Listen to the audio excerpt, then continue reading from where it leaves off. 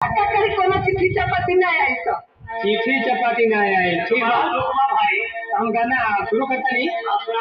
सुनाओ फिर कैसे चिट्ठी पहुंचे तुम्हारे.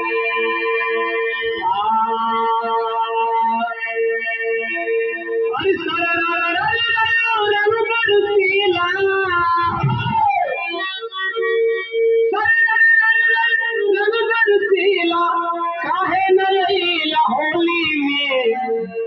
अरे जल्दी से गाड़ी पकड़ ला हो राजा चोली में.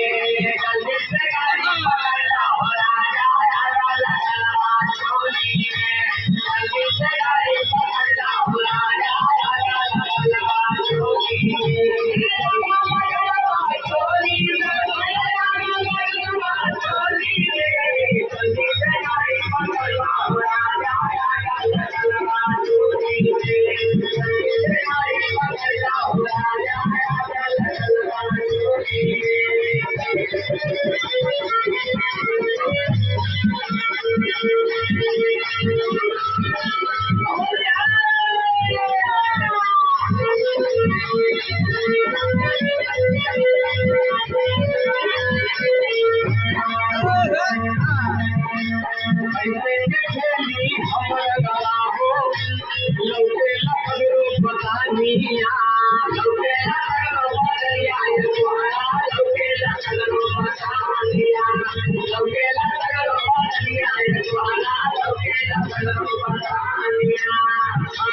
सारी साया ये